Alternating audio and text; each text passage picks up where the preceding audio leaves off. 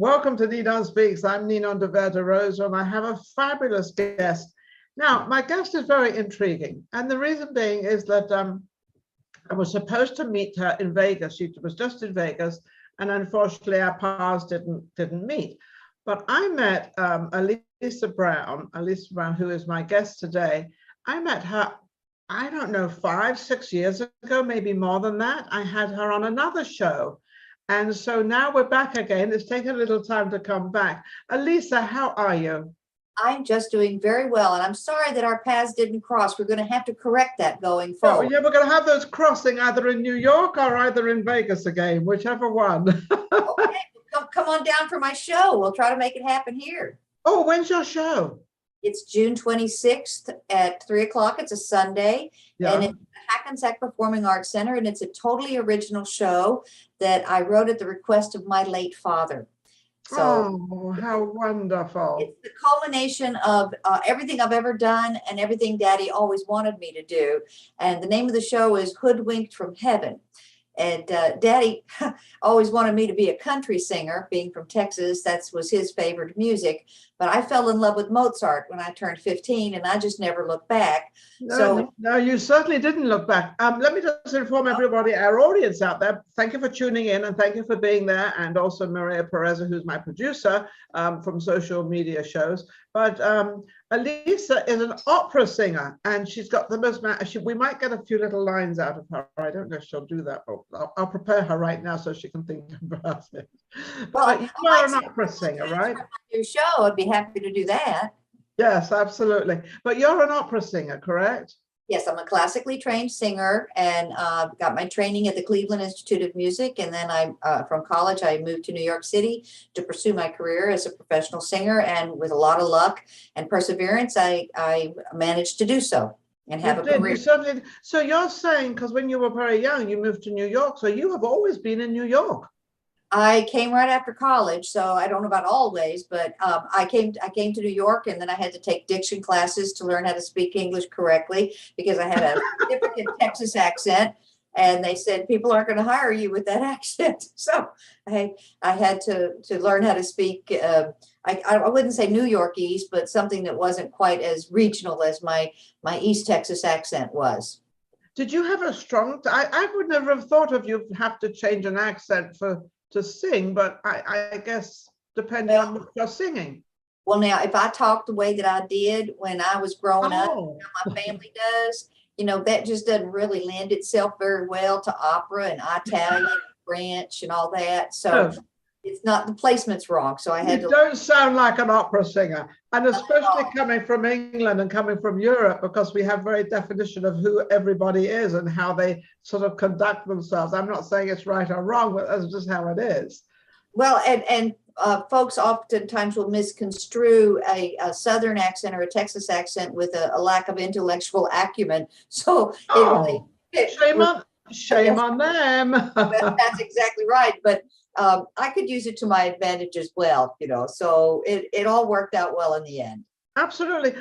I would imagine it would be great if you were an actress. Are you an actress as well? Have you ever done any acting? Because you can change your voices. Yes, I've done a lot of voiceover work. I've done a lot of acting. I've done a lot of musical theater and operetta. And in fact, the show that I'm doing is a lot of singing, dancing, and telling the stories from family stories. And it's a full 2-hour show, a Broadway style show. And I'm the only performer other than my band. So yes, I do a lot. You are the only. It's a single person performance. Yes, it's a one-woman show. It's a one-woman show. I've always admired those one-person shows, and I think that's absolutely amazing. How long has it taken you to sort of get all this together? Oh, well, I was supposed to perform the show in 2020, but because of COVID, it got postponed. And I was going to perform it in New York City at an Off-Broadway theater, the Triad, but everything got postponed. And I was very fortunate in that I can do it at the Hackensack Performing Arts Center, which is a state-of-the-art theater in Hackensack, New Jersey. It's just a lovely Off-Broadway size theater. To put together a show like this, it's about, for me, it took about 5 years to get it all together, because not only writing the music was the easy part, but creating a script and putting together a crew, and then raising the funds, because I'm doing the research development. I own the show completely, and putting that all together. And it's a one-woman show with a 25. I have 25 people on my payroll, so it's one woman, but it's an ensemble effort. That absolutely is, but also to keep all that together and to just have one person performing. It's like you've got this whole gang against you. You've got just you on stage. What's wonderful about doing an original show is that no one knows what you're supposed to be saying. So even if I make a mistake, it's no one knows. Who cares? Right. It's so funny. I always say that to people that are in bands. I always say when they make a musical problem or they make a mistake, I said only the band knows it. Nobody else in the audience ever knows whenever you're making a mistake on anything. That could be in film, with lines, with anything, and people get so nervous and worried about it. I say, why? It's like my show. If I make a mistake, I don't never make a mistake. I'm perfect. That's exactly right. And if you just roll with it, people think, oh, it was supposed to be that way. I've had horrible things happen on stage, and you just keep walking along. Or I remember a show, the props, the scrim just fell down, and so the stage set just collapsed. And so I just stepped through the doorway and just kept singing, because what else are you going to do? And it's just always something like that happens. But there's always something happening. But I think the greatest thing about a performer is to continue. You're going to have the roof falling in. And I always remember I was filming at Beverly Hills High School, and there was always a lot of noise going on along, and they used to say, well, you don't ever get distracted. And I was like, I can't. I've got my audience. I can't. I've got to keep going. I've got to pretend nothing is happening. And that's part of the energy. Now, when you went to put this together 5 years ago, did you do this? Was your father still alive then? Okay, this is what happened. When my dad was diagnosed with Alzheimer's in his early 80s. My father had an eidetic memory such that he never forgot anything, and he was a brilliant inventor. So the thought of him losing his memory seemed impossible, but the disease progressed as it does for everyone, and eventually he wasn't able to come to New York to see me sing in Carnegie Hall.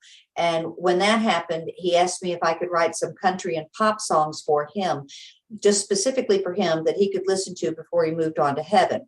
And he said he didn't want to forget me, and he thought the music would keep my memory alive, because he knew he called it getting lost in his own mind. So you can't really say no to a request like that. Especially your father as well. Oh, I adored my daddy. And so daddy didn't really know where he was, but he knew where he had been. And so I relied on his foundation memories from way back. And what I did for inspiration for each song is I chose stories from our family history, way back all the way to my great grandmother, that were embedded in my father's memory. And then I wrote songs that were reminiscent of styles that he liked, like Bob Wills and the Texas Playboys, or Jimmy Buffett, Wasted Away in Margaritaville, or those types of sounds that I knew he would like. So I wrote these songs for him, and I made a professional recording because I thought that was befitting. And he remembered all the stories, and he could sing along with the choruses. And most importantly, he never forgot any of us right into the last day of his life. He knew all of us. Those songs kept his memory and our memory alive, and we were able to converse with him. Even if it was talking about days of yore, he could still be a part of the family. And so after I'd written the songs, I performed them here in New York, and a Tony Award-winning and Moliere Award-winning producer, a friend of mine, said, oh, this show these songs have legs. You should make a show out of it. So when I told my daddy, he said, oh, please do that, because your mission is to help others through the arts. And even if they just feel good for 2 hours, this would be the kind of show you should do, because it seems like it used to be that it was one for all and all for one, but nowadays it's every man for himself. And this show might help people remember they're connected. So I started to write the show. And unfortunately, my father moved on to heaven before I had a chance to finish it and perform it. But Daddy always wanted me to be a country singer, and here I am at the end of my, at the latter part of my career, and I'm singing these country and pop songs for folks. And I realized he got his wish, and that's the name of the show. Is I've been hoodwinked from heaven. Yeah. And so that's the name of the show, and it's a real cute little show. Like I dance, So do all my country was stuff. he, It's a lot of was fun. he, yeah, was he able to be part of you producing this show and putting this show together? Because it sounds like he was part of it, that he could remember a lot of these songs. Did he sing the songs along with you and sort of Yes. memorize his past? Daddy knew the original songs. He knew the new songs that I wrote for the show. He didn't know them. By that point, he could not remember those songs, the songs themselves, but he would remember the stories, and you could talk to him about that. But then, I called him up I was going to go down and spend his birthday with him, and he sounded very feeble, and I asked him, do you have a cold? And he said, no, I'm dying and you need to come home. So I got on a plane, and that's exactly what was happening. And so my father wanted me to sing Ave Maria and the Lord's Prayer at his funeral, which I did, and I recorded that for him prior. And so he was listening to my recording of Ave Maria when he moved on to heaven. So, we were very connected that way. So you were very dedicated to your father. And it seems like, the rest of the last days he had, that you really dedicated your life to him, of the love you had for him. Oh, we were a very close-knit family. My mama and I were. Where's your mom in all this? Is your mom around? Where is she? She moved on to heaven last a year ago on St. Patrick's Day. She had 92 and a half. So they were very close, when they moved on. Oh, Daddy moved in 2017 and she in 2020, and my eldest brother in 2021, and my eldest brother in 2020. So they're all there together, and I'm sure they'll be present in spirit at the opening of the show on the 26th of June. Yes, absolutely. And I made a little commercial that I sent over to Maria. I don't know if she received it or not. I'm sure she's going to put it in here. I know she can't butt in, but she probably will put part of it in when we put this out there, because it's not going live at the moment. And then when she puts it together, she'll probably put it in there. But you mentioned Carnegie Hall. Now, you appeared at Carnegie Hall because that's, being English, we have our opera house in England, in London, which is, Albert Hall, Prince Albert Hall. And we have, a lot of, the singers there as well. But with your Carnegie Hall in America, it's so well known, but it's a tough place to get into and to perform and everything else. And I know your talent over the years, what you've done. What was it like actually achieving this incredible performance? For me, it was a real dream come true. It's just absolutely a flawless place. The acoustics are flawless. But what was even better is my mission is to help others through the arts. And so I was able to perform for the inaugural performance of the New York Women's Philharmonic. And we were promoting the work of Dr. Lois Lee in Children of the Night. And so this was a concert that raised awareness for her organization in Los Angeles. She has personally, with her organization since 1979, rescued over 10,000 children from child prostitution. So not only was it a wonderful event for me to be able to sing with orchestra in this venerable hall, but to do so for such a worthy cause. So it was really a double blessing. Absolutely. What was her name? Dr. Lois Lee. I know her. She was at Cedars. She was at Cedars. I believe so. She had I had her on my show, because I think, wait a second, I had her on my show. She had a red hot, I forget what it was called, but it was a red hot phone, and teenagers could call 24 hours a day. In fact, I believe I honored her in one of my presentations. Dr. Lois Lee, an amazing woman. Wow. She is so lovely, and she's kept in touch. She follows my career. When she comes to New York, we get together. She is just a kind and wonderful, brilliant woman dedicated to eradicating sex trafficking, especially for young children. She's amazing. She's absolutely. When the next time you talk to her, I'll see how she can come on my show. I'll ask her. Yeah, ask her. I'd love that, because I think I have her phone number. I'm sure I have it somewhere.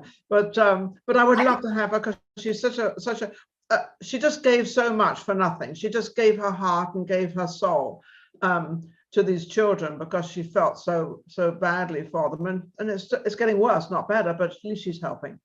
Oh, she's doing tremendous. And she's got a documentary coming out very soon.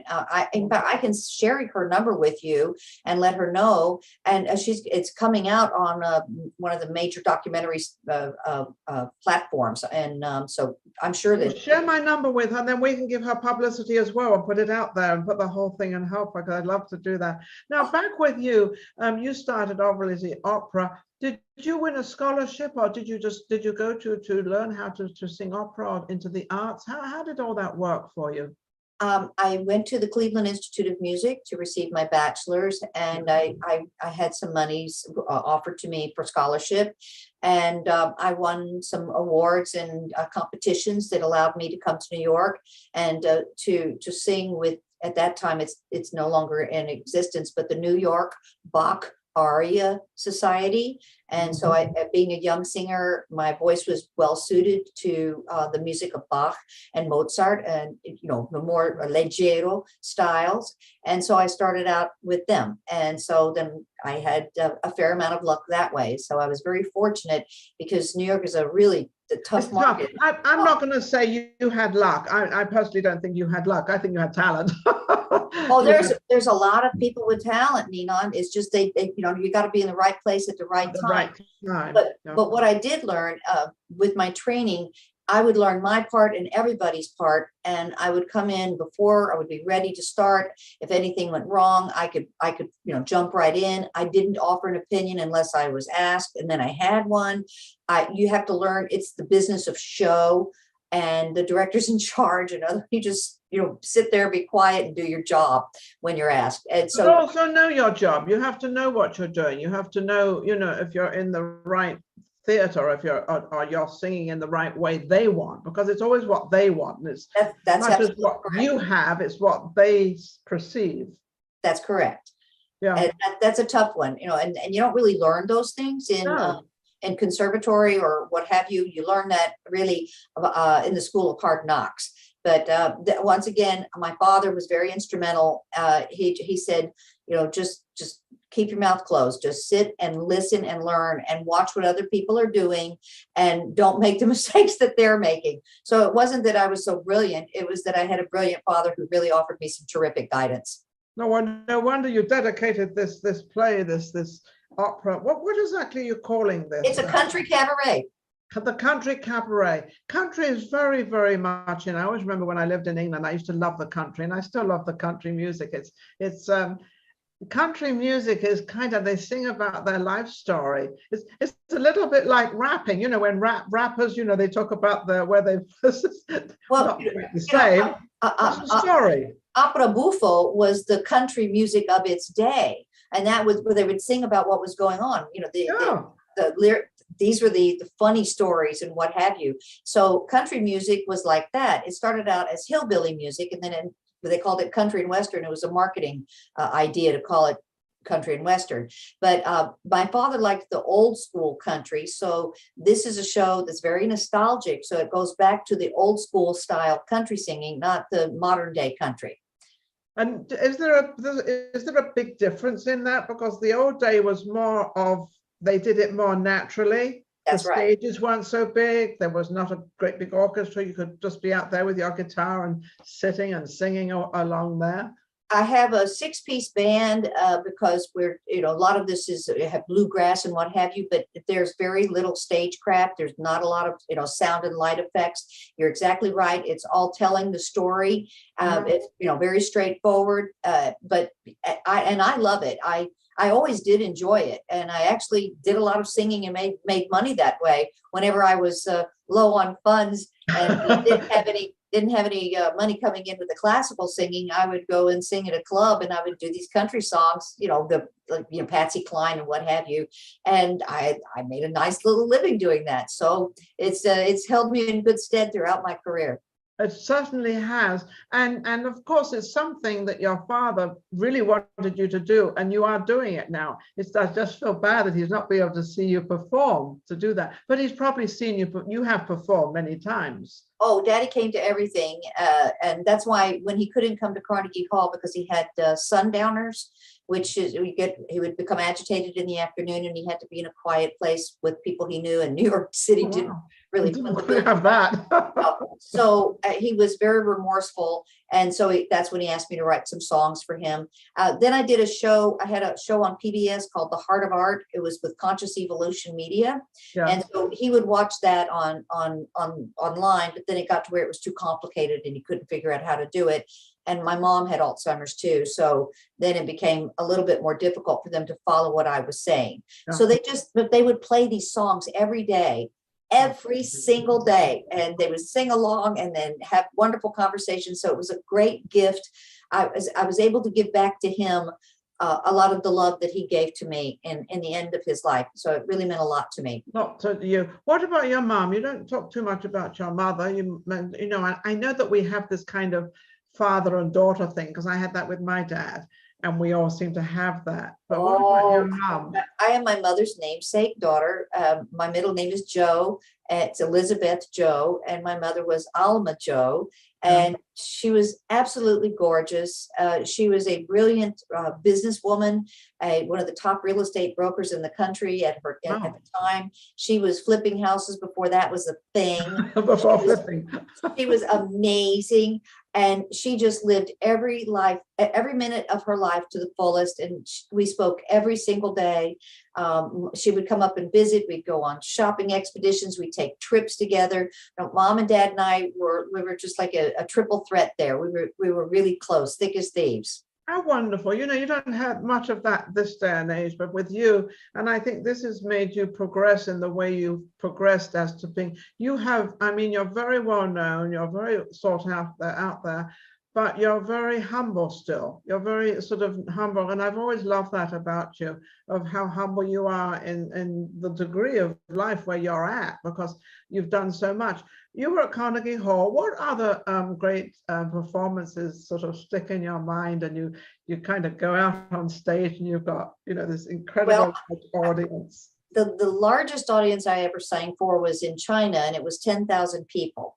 Oh my goodness. And that is surreal. It's completely surreal because there's so many people you can't take it in. And it was outdoors in the Taihang Mountains, and it was a global broadcast. So it went out to, I can't even tell you how many millions of people around the world. But what was extraordinary about it is that the Chinese government had military personnel on the cliffs surrounding us with rifles. They were pointing at us with guns. I guess delightful. Yeah, I've never sung at gunpoint. And my next note will be. yeah, I could hit those high notes really well.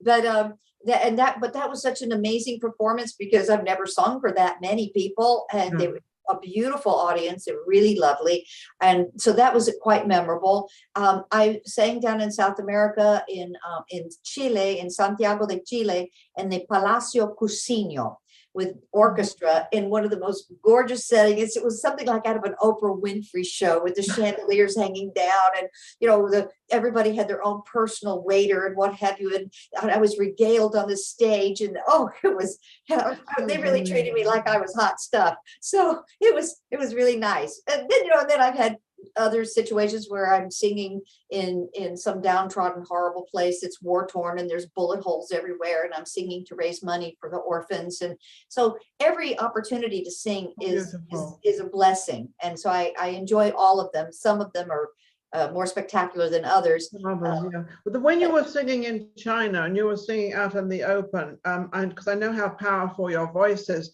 did your voice echo through the mountains and through sort of China? I mean, actually, that was the quote that they wrote about me in China, was that my voice echoed throughout the Taihang Mountains. They were very lovely with their reviews. And my song, I sang the Ave Maria, and also a new song called We Are So Much More. And they just loved it.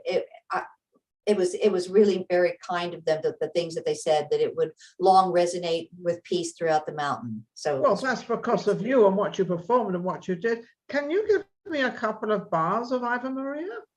Okay. Well, it's the Bach Gounod. It's the one. Okay. It's the Ave Maria Gratia plena Dominus tecum benedicta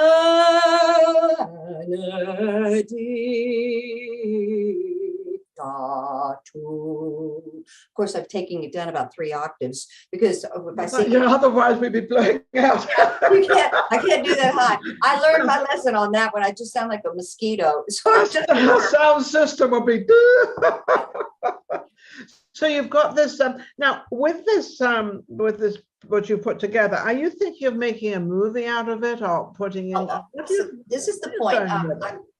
I'm doing this one performance. It's called a showcase, as you know, and I'm having it filmed. My filmmaker does the videos for Alicia Keys, and he works with Spike Lee. He's brilliant, and so he will be filming it, and I'll make it into a promotional video. And I'd like to take the show on the road, and it's appropriate for Off-Broadway is anything between 100 and 499 seats. That's the designation. Broadway is 500 and more. Off-Broadway is 100 to 499, and off is 99 and under. I wouldn't make any money if I did it for off-Broadway, but around a 200 to 300 to 400 seat theater would be an appropriate size.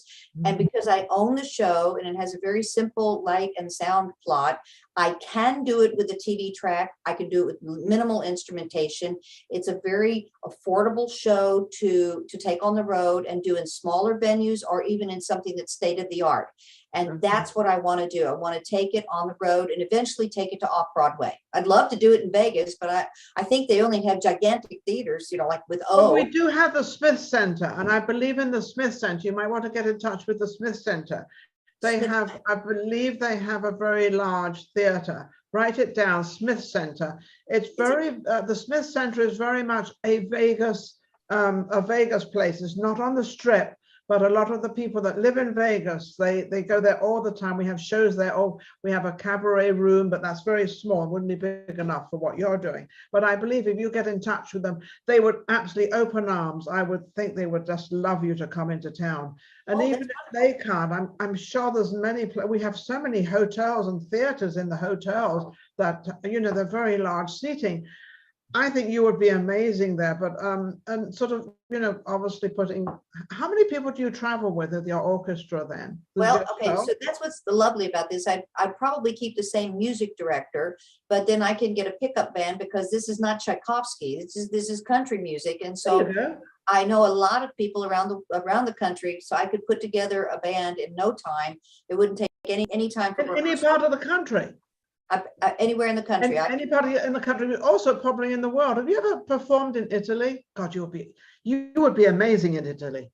I haven't performed in Italy, not at all. I've done a lot in Spain, and I did some things in France, but I went to Italy and I ate some wonderful food, and I said how wonderful the food is, but I didn't get to. But they have the opera house there is, the old opera house is absolutely incredibly fabulous. It just would be amazing. Do you do all your own bookings? And it seems like you're very independent, Elisa. Very. Well, I'm very fortunate in that my manager happens to be my husband. And how great! Oh, no wonder it works. Well, it took a while. It's a very funny story. He's an immigration attorney, and as I met him because he was my ex-husband's immigration attorney. So I was married before to a Frenchman. That didn't work out, and then when that didn't work out, then Jan just swooped right in and swept me off my feet. And he wanted to help me with bookings and what have you, because it's very difficult to represent yourself. Yes, it is. I understand the business end of it, but you can't come to people and say, "Oh, it sounds so fabulous." You just not really. No, you can't really do that. Self-praise stinks. So you have to have someone to advocate, and also who can take the criticism, because he won't take it to heart the way I would. And my husband happens to be very handsome, and he's so charming, and he had no idea what he was doing. So he would just walk right in and say, "Oh, you really need to hire my wife. Wait till you hear her sing." And he got me great jobs. And in fact, he got me my break on Off-Broadway. He's just charming. So over the years, he's learned what to do. And so he's the person who will promote me. And I don't have to do that. it sounds like he's just as excited as you are of with putting all this together and doing it. And, you know, I'm looking at it that you've taken 5 years to do it, and you're just doing this one performance after 5 years. Mm-hmm. I mean, that has got to be an incredible feeling when you, I mean, I just don't know how you're going to feel on June 26th in the afternoon, which is a Sunday afternoon, so it's a Right. good afternoon. I don't know how you're going to feel going out there after this, all this time of preparing for it. It's got to be amazing. Well, I can tell you that I don't practice. I actually perform every day. And I imagine that I'm performing in front of an audience. So I've done this show hundreds and hundreds of times already. And then I do what's called armchair rehearsal, where I sit and I close my eyes and I visualize vividly so that I've already been there. And then the audience will add in that level of excitement. And I've been rehearsing with my wonderful band. Oh my gosh, top musicians. They're so amazing. And it just is more fun. I haven't had this much fun since I was 4 years old. I really. Oh, how wonderful. It's- So I you're feel like like I'm skip happy. you're recreating your life. Yes, I am. I'm skip happy, you know, Yeah. and I talk about things that happened with my daddy and me when I was a little girl, and funny things that happened with the grandparents and my siblings that were memorable, and daddy really remembered all of those stories because that was so far back in his foundation memories that they remained intact. What's wonderful about music is it's really medicine for the mind, and it gives a cognitive boost to people who suffer with Alzheimer's and dementia. And I was lucky enough to work with a renowned sound healer by the name of Barry Goldstein, who was a Grammy award-winning record producer. And he was the person who produced my first CD, the Ave Maria Experience, which is the 10 different versions of the Ave Maria. And we implemented certain resonance and frequencies and what have you that are very healing and therapeutic.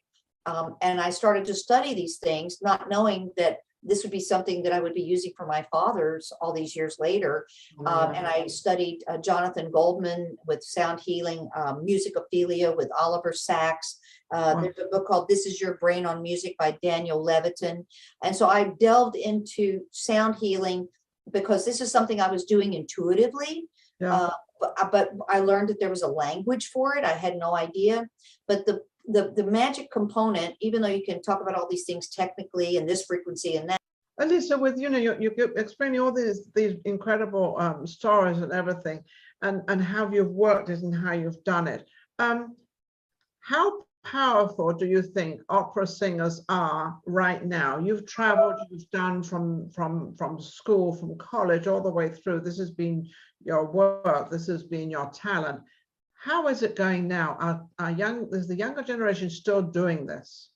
Oh, yes, I would say that American singers have probably the finest vocal techniques. They're really terrific. And but opera has changed its character. When I started singing back years ago, we just parked and barked. That's kind of all you did. You weren't expected to learn how to do all these elaborate dances and what have you, because you had to maintain your instrument. You're a breathing instrument, and it was very difficult. So opera has changed over the years, and it's opera theater, and it's attracted young singers who would perhaps go into musical theater or operetta. So it has a different feel for it, and so people have an appetite to hear something new. So there's a lot of different types of new operas. For me personally, I like the old opera. Yeah. That's what I prefer. And so that wouldn't be for me, but for young singers, it's very challenging and it's extremely competitive, but there's a lot of wonderful venues for them now that did not exist when I was when I was getting my start. So yes, it's still out there, but it's just morphed into a different type of opera than I grew up with. And it's funny, but the reason I was asking that question was because I was at a performance a couple of weeks ago, and this young man, he's probably about 35, 40, and he comes up with, I didn't even know he could sing opera, but he comes up with this beautiful voice. But it was also, the song he was singing was very modern, and it was this kind of opera and this modern song. And I thought, well, that's different. And it's good, but it's still not the opera as we know it.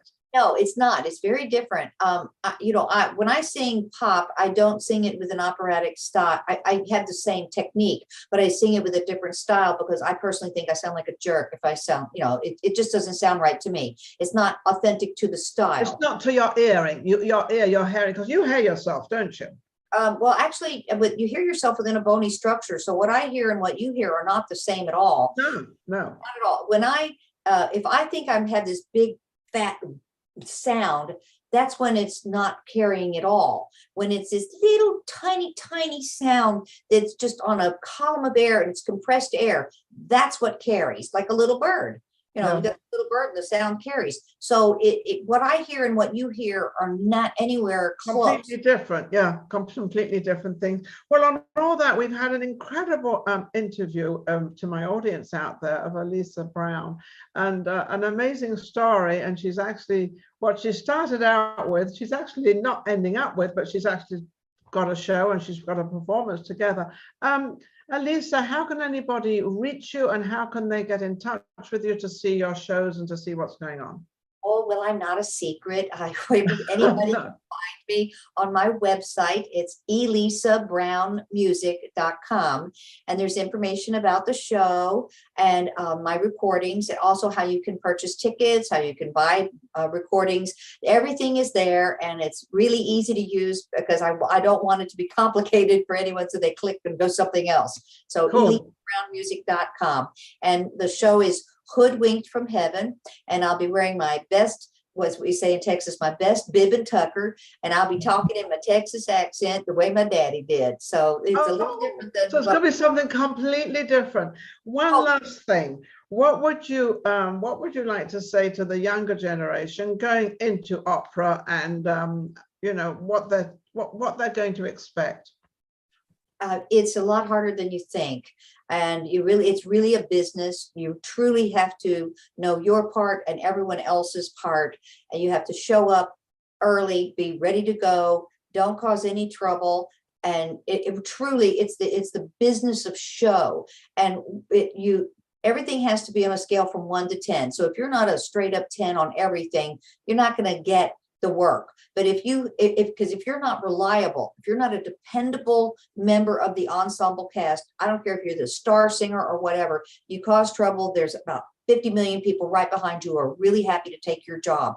So you show up, you do your work, and you don't cause trouble. And that's a tough one because you have a great voice and you're used to being treated like all that in a bag of chips when you're in your hometown. But when you get into the real business world, nobody's interested in that. It's just, what are you going to do today? And let's get the job done. It's usually union, so it's on a very tight time schedule. So you really have to know the business end of opera. You have to know how to sing, but you have to know what's expected of you. And that one's a tough one because they don't teach it anywhere.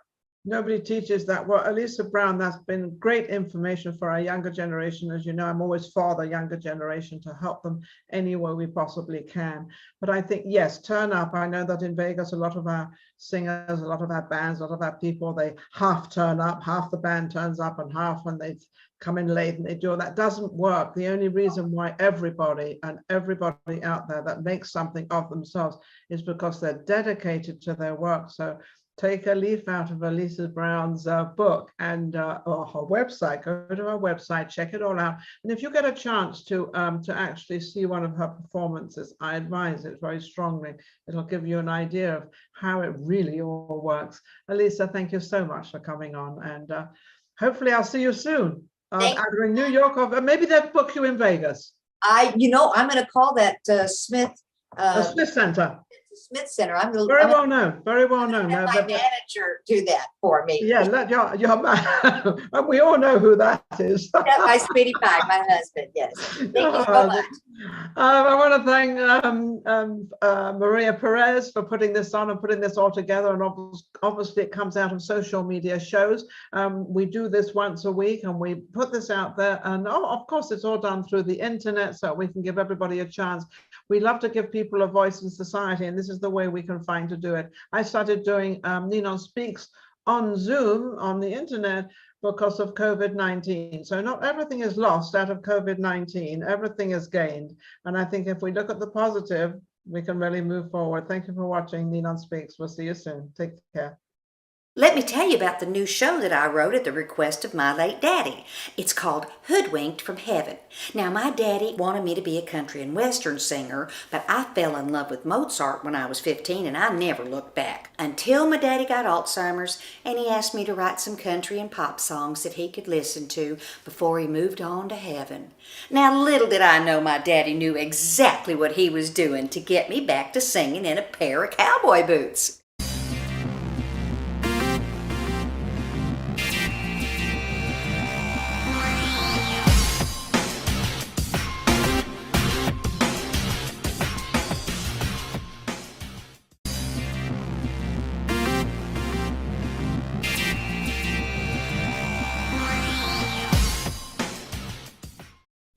Welcome to NinonSpeaks. I'm Ninon de Rosa, and I have a fabulous guest.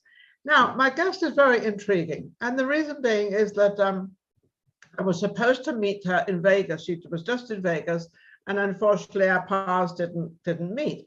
But I met Elisa Brown, who is my guest today. I met her, I don't know, 5, 6 years ago, maybe more than that. I had her on another show. And so now we're back again. It's taken a little time to come back. Elisa, how are you?